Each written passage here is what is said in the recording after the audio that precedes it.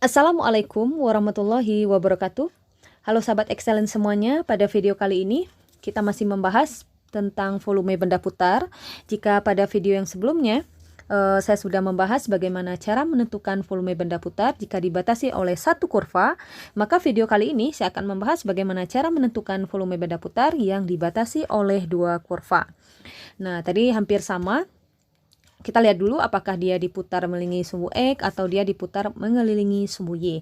Jika volume benda putarnya dibatasi oleh dua kurva dan diputar mengelilingi sumbu X, maka rumus yang kita gunakan adalah volume akan sama dengan V, integral batasnya dari A sampai B, fx1 kuadrat kita kurangkan dengan fx2 kuadrat, integralkan terhadap dx ya.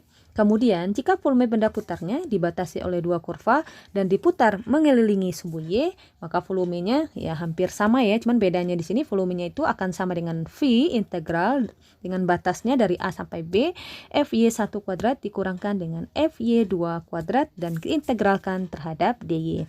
Nah, sahabat excellent, mungkin kalian bertanya, di sekolah atau di buku-buku gitu ya, ada yang menuliskan fx2 dikurangkan dengan fx1. Apakah itu boleh? Jawabannya itu boleh-boleh saja.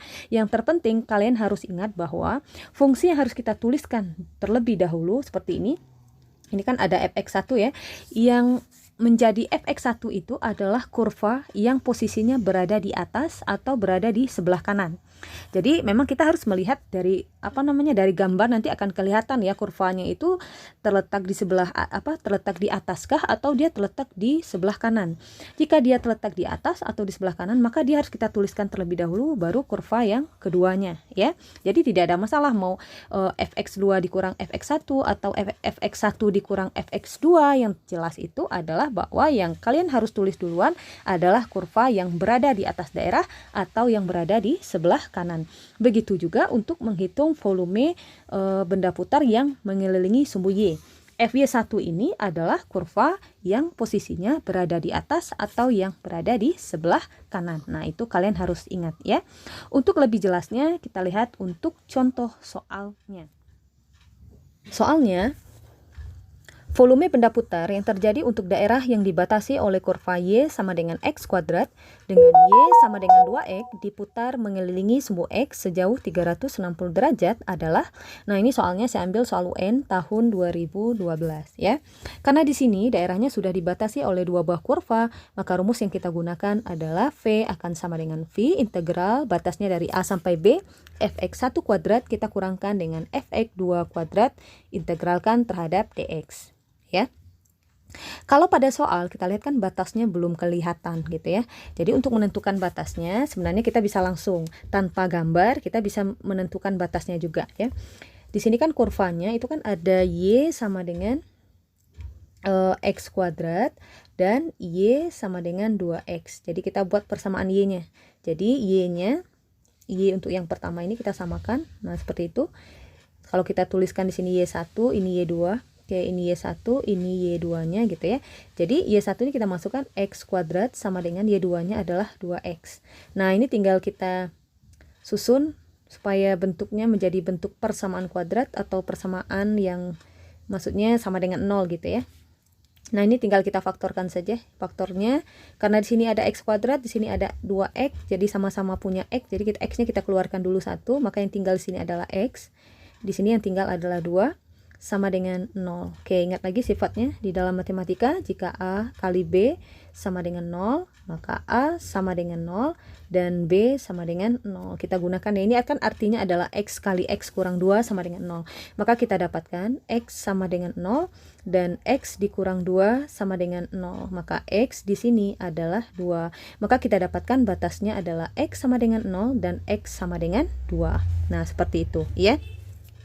Kemudian di sini kita tinggal masukkan, oke, nilai V-nya tadi, V-nya tetap ya, karena V-nya tidak usah kita rubah nilai V-nya. Jadi batasnya tadi kita dapatkan adalah 2 dan 0. Nah, hati-hati di sini.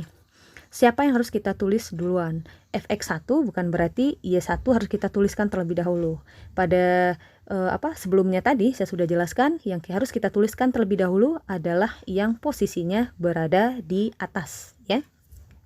Oke, sahabat excellent, kalau saya gambarkan, ini gambarnya hanya untuk melihat posisinya seperti itu ya. Nanti saya akan berikan triknya kalau seandainya tidak menggunakan gambar. Ini biar kalian lebih paham saja.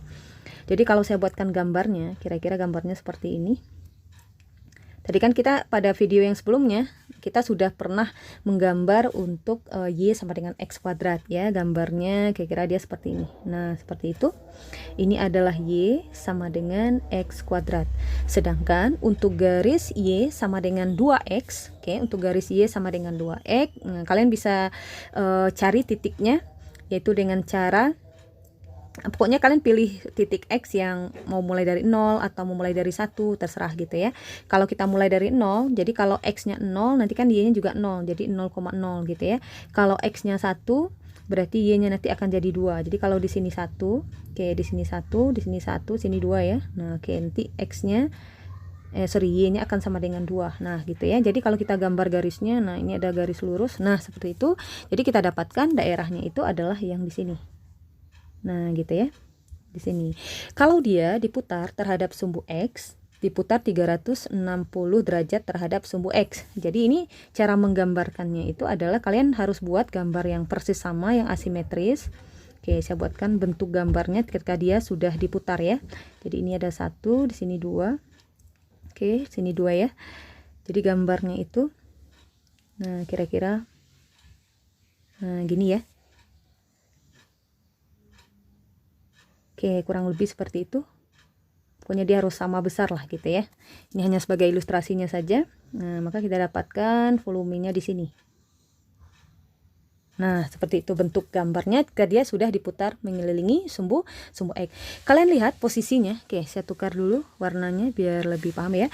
Kalian lihat posisi garis itu berada di atas daerah, sedangkan kurvanya itu berada di bawahnya.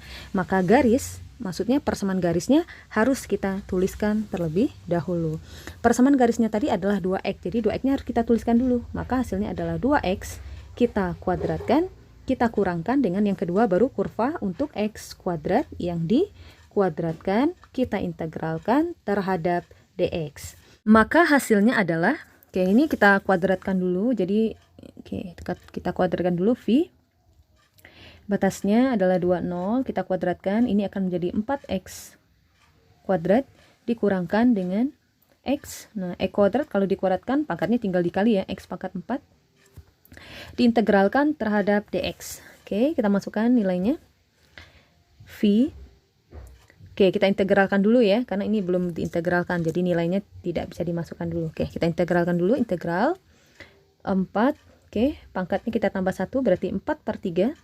X pangkat 3 kita kurangkan dengan 1/5 X pangkat 5. Jangan lupa kita kalikan tadi dengan V ya.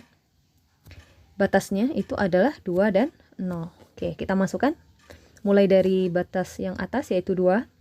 4/3 kita kalikan dengan 2 pangkat 3 dikurangkan dengan 1/5 2 pangkat 5 dikalikan dengan V dikurangkan. Nah, kalau ini 0 ya tidak usah kita tulis ya, karena kan kalau seandainya kita masukkan nilai 0-nya, oke, boleh kita tuliskan saja biar lebih jelas ya.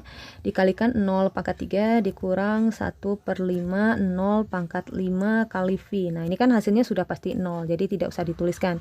Maka hasilnya itu adalah 4/3, 2 pangkat 3 itu adalah 8, dikurang 1/5, 2 pangkat 5 itu adalah 32.